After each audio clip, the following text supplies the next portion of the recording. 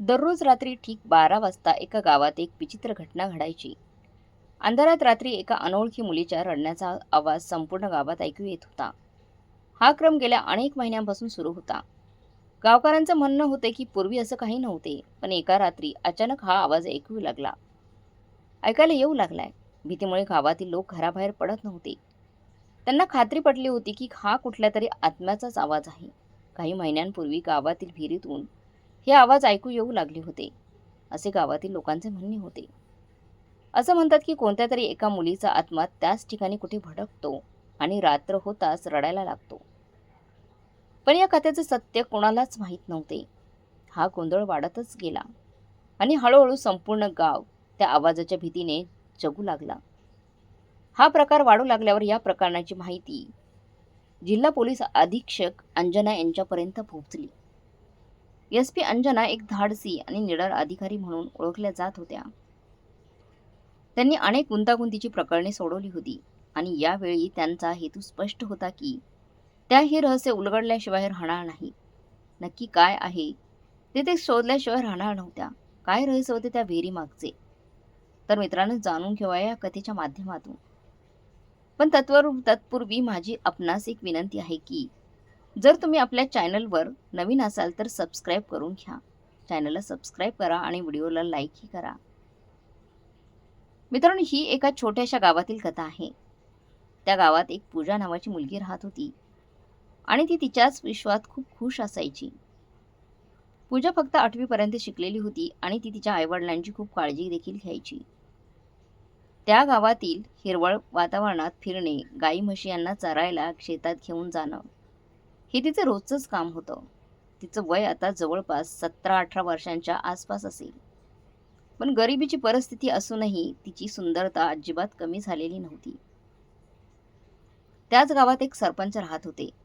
ते एक प्रामाणिक आणि सज्जन व्यक्ती होते आणि पूजा कधी कधी त्यांच्या शेतात मजूर काम करण्यासाठी जायची. त्या सरपंचाला 2 मुले होती. एका मुलाचे लग्न झाले होते आणि दुसरा मुलगा दिनेश अजूनही शाळेमध्ये शिकत होता. दिनेश या महिन्यात सुट्ट्यामध्ये त्याच्या गावी फिरायला आला होता.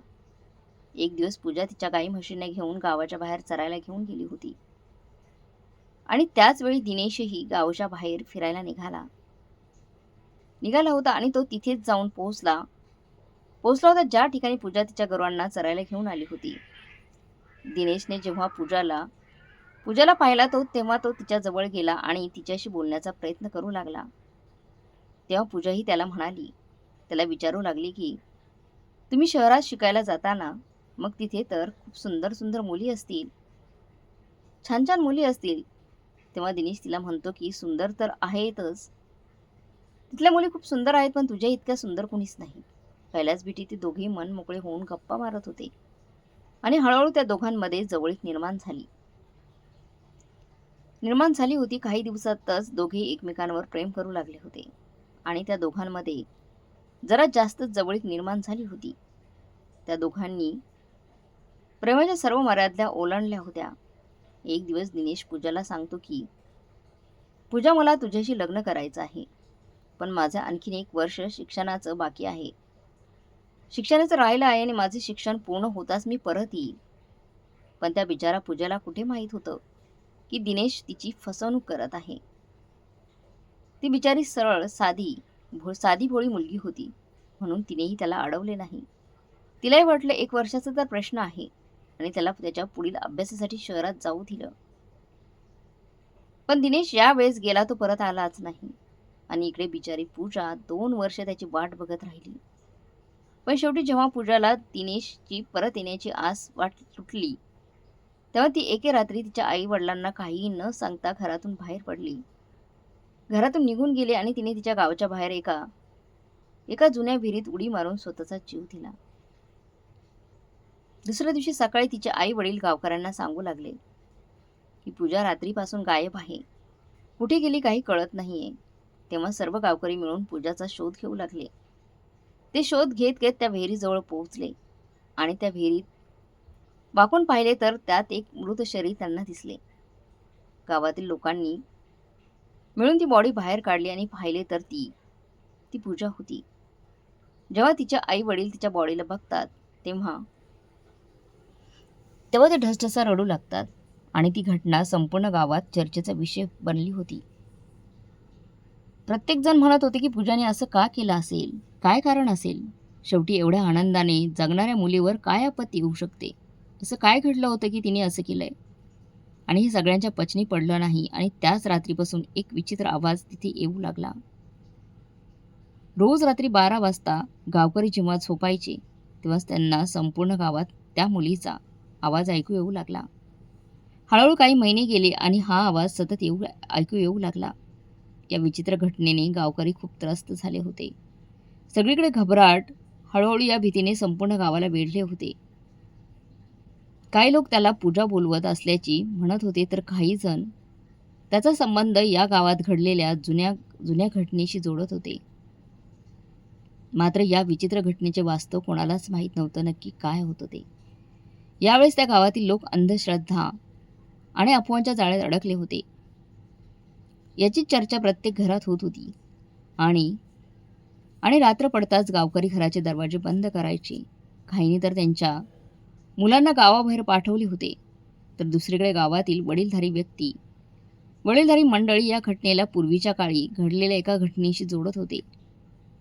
पण इतकं होऊ नये त्याची सत्यता, जे सत्य घडलं आहे, काय घडलं आहे हे शोधून त्या आवाजाची सत्यता जाणून घेण्यासाठी घराबाहेर पडण्याची हिंमत कोणाचीच नव्हती. कोणत्याच गावकऱ्याची होत नव्हती. हा आवाज इतका वेदनादायक होता की ज्याने तो आवाज ऐकला त्याच्या अंगावर काटा उभा राहत होता. आवाज कधी स्पष्ट झाला नाही. तो आवाज रोज रात्री 12 वाजता यायचा आणि गावातील लोक घाबरून आपापल्या घरात लपायचे. वडीलधाऱ्यांनी हा एक प्राचीन शाप मानला होता, तर तरुणांनी ते काही दुष्ट आत्म्याचे लक्षण मानले होते. आता ही घटना फक्त गावापुरतीच मर्यादित राहिली नव्हती, तर संपूर्ण जिल्ह्यात ही गोष्ट पसरली होती. आणि या घटनेने संपूर्ण जिल्हा हादरला आणि ही घटना जिल्ह्याच्या SP साहिबा अंजना सिंह यांच्यापर्यंत पोहोचली. तेव्हा या घटनेने त्याही संभ्रमात पडल्या. सुरुवातीला त्यांना विश्वास बसत नव्हता की असं देखील होऊ शकते. जेव्हा SP अंजनी सिंह यांनी त्यांच्या जवळच्या एका गावकऱ्याकडून हे ऐकलं, तेव्हा त्यांना खात्री पडली की अफवा नसून त्यामागे एक खोल षडयंत्र लपलेलं आहे. SP अंजना यांचा अंधश्रद्धेवर विश्वास नव्हताच, त्यामुळे त्यांनी ही केवळ अफवा मांडण्यास नकार दिला. या गूढ आवाजामागे काहीतरी ठोस काहीतरी कारण असावं हे SP मॅडमला माहीत होतं. आणि आता अंजना सिंगने या घटनेच्या तळाशी जाण्याचा निर्णय घेतला, शोध घेण्याचा प्रयत्न केला. अंजना मॅडम एक तरुण आणि हुशार SP होत्या. अनेक गुंतागुंतीची प्रकरणे त्यांनी आपल्या सरकारी अधिकारात सोडवली होती. त्यांच्या धाडस आणि हुशारीपणामुळे त्यांची जिल्ह्यातील सर्वोत्कृष्ट महिला SP म्हणून निवड झाली होती. अंजना पहिल्यांदाच गावात पोहोचली तेव्हा तिने पाहिले की लोक पूर्णपणे घाबरलेले आहेत. गावातील लोक त्या SP मॅडमला भेटायला आले आणि प्रत्येकजण त्यांना सांगत होता की गावाला एका आत्म्याने पछाडले आहे.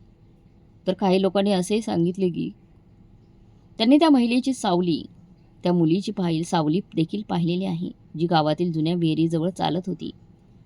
काहींनी तिला काळ्या कपड्यात पाहिलं, तर काहींनी पांढऱ्या कपड्यात पाहिले, काहींनी लाल कपड्यात पाहिले.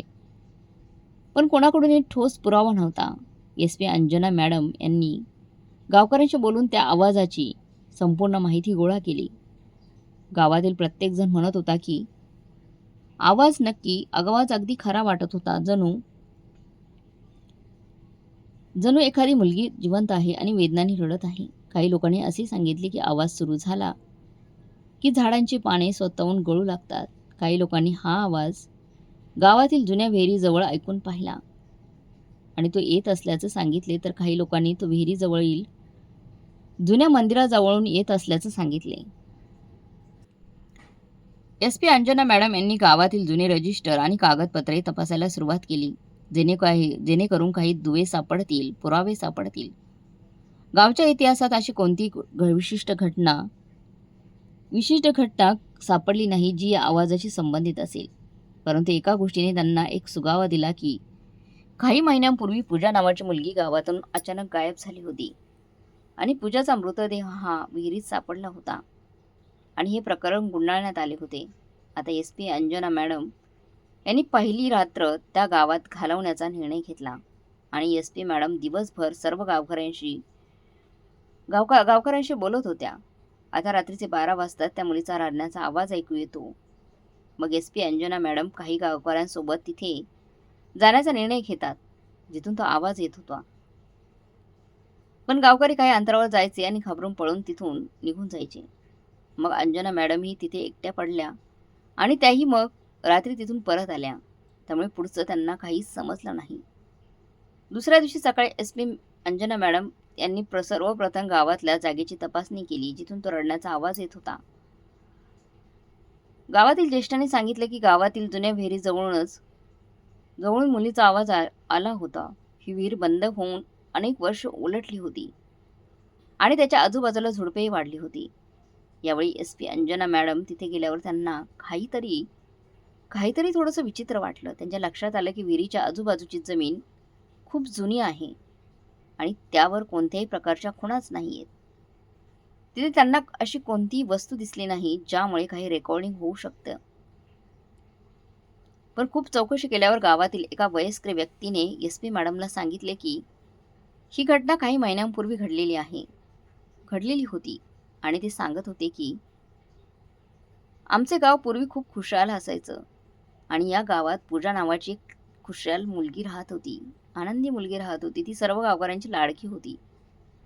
माहीत नाही अचानक तिला काय झाले होते.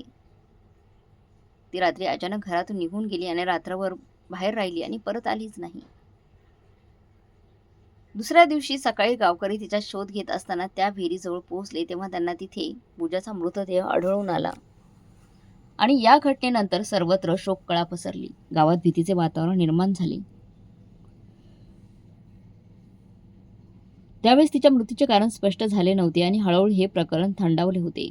पण ज्या दिवशी ही घटना घडली त्याच दिवसापासून तिथून एका मुलीचा रडण्याचा आवाज ऐकू येऊ लागला. पूजाच्या त्या घटनेनंतर गावात कितीतरी विचित्र घटना घडल्या. गावातील आजूबाजूचे लोक सांगत होते की त्यांनी रात्रीच्या अंधारात पूजाचा आत्मा फिरताना पाहिलेला आहे आणि ही जी घटना आहे ती घडल्यापासून लोकांनी विहिरीजवळ जायला भीती वाटू लागली होती. हे जाणून अंजना मॅडमला शंका आली की कदाचित या जुने कथेचा या आवाजाशी काही संबंध असावा. त्यांनी ठरवले की त्या हे गूढ उकलल्यावरच मोकळा श्वास घेतील. त्यानंतर SP अंजना मॅडम यांनी पूजाच्या पालकांशी बातचीत केली आणि तिच्या आयुष्याबद्दलची माहिती मिळवली. तिच्या आईवडिलांनी सांगितले की काही दिवसांपासून त्यांची मुलगी पूजा अस्वस्थ होती असे तिच्या चेहऱ्यावरून स्पष्ट दिसत होते. पण आम्ही तिला काही विचारलं नाही. ती एका रात्री अचानक गायब झाली. आता SP अंजना सिंह या प्रकरणाचा तपास करण्यासाठी त्यांच्या एका अत्यंत प्रतिष्ठित टीमला बोलवतात आणि पुन्हा त्यांच्यासोबत विहिरीकडे जातात. ज्या ठिकाणी तिने आत्महत्या केली होती त्या विहिरीकडे जातात. त्यांनी विहिरीजवळ काहीही न मिळाले त्यांनी जवळच्या मंदिरात जाण्याचा निर्णय घेतला. त्यानंतर जेव्हा SP मॅडम आपल्या टीमसह मंदिराजवळ पोहोचल्या तेव्हा त्यांना तिथे काहीतरी विचित्र वाटलं आणि मंदिराच्या मागे काही मिठासारखी पांढरी पावडर पसरलेली दिसली. ते पाहून त्यांना वाटले की त्या गूढ आवाजाचा, शांतवनाचा आवाजाचा आणि मंदिराजवळ घडणाऱ्या घडामोडींचा काहीतरी संबंध असावा. हे त्यांनी कुणालाही सांगितले नाही. आता आज काय करायचं आहे याचा पूर्ण प्लॅन त्यांनी त्या रात्री केला होता. आता जसजशी रात्र जवळ येत होती तसतसे गावकऱ्यांना न सांगता SP अंजना मॅडम त्यांच्या टीमसोबत गावातून निघाल्या होत्या. तेवढ्यात रात्रीचे 12 वाजताच विहिरीजवळूनच मुलीच्या रडण्याचा आवाज ऐकू येऊ लागला. तो आवाज ऐकून सुरुवातीला ते घाबरले. पण जेव्हा त्यांनी हिंमत एकवटली त्या विहिरीत पोहोचले तेव्हा आजूबाजूला बघितल्यावर त्यांना एक साऊंड मिळाला. एक साऊंड स्पीकर होता ज्यातून एक मुलगी रडत असल्याचा आवाज येत होता. तेव्हा मात्र SP मॅडम गोंधळून गेल्या की असं कोण करणार. मग त्यांनी मंदिराकडे जायचे ठरवले आणि थोडे पुढे गेल्यावर त्यांना तिथे एक पांढरे कपडे घातलेला एक माणूस दिसला. पण यावेळी त्यांनी हार मानली नाही आणि मंदिराच्या थोड्या जवळ गेल्यावर त्यांना असं दिसलं की काही लोक मंदिराच्या पाठीमागे पुठ्ठ्याच्या पेटीत भरलेल्या वस्तू घेऊन जात आहे. मग एसमी मॅडम त्यांच्या टीमच्या सदस्यांना चारही बाजूनी घेरण्याचा आदेश देतात आणि सर्वजण त्या लोकांवर तुटून पडतात. तिथे पोहोचल्यावर त्यांना एक विचित्र दृश्य दिसले. तिथे काही अवैध धंदे सुरू होते.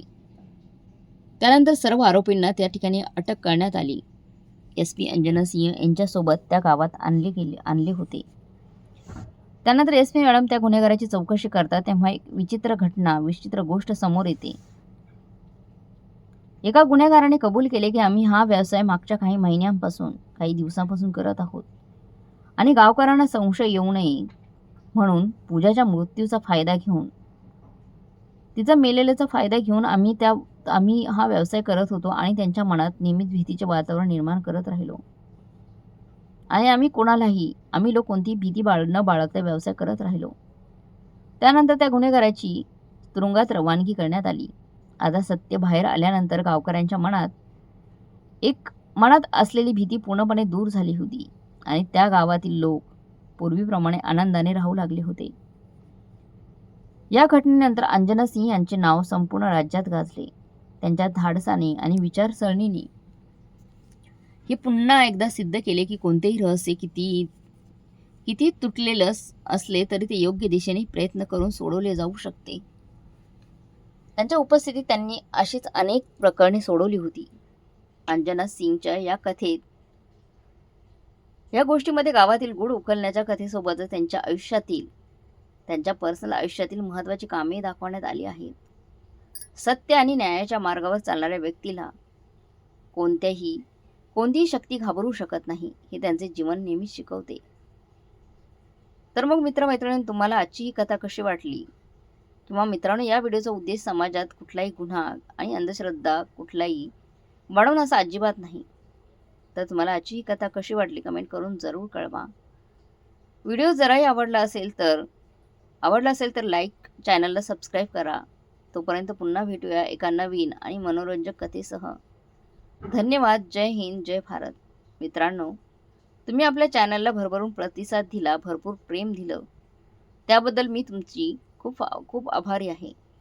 मला तुम्ही दिलेलं प्रेम शब्दात व्यक्त करता येत नाही, पण तुम्हा सर्वांचे खूप खूप आभार. तुमचे प्रेम सदैव असेच राहू द्या, हीच हात जोडून तुम्हाला विनंती आहे. मित्रांनो, भेटूया पुढच्या व्हिडिओमध्ये, पुढच्या कथेमध्ये, अशाच एका मनोरंजन कथेमध्ये. तोपर्यंत धन्यवाद.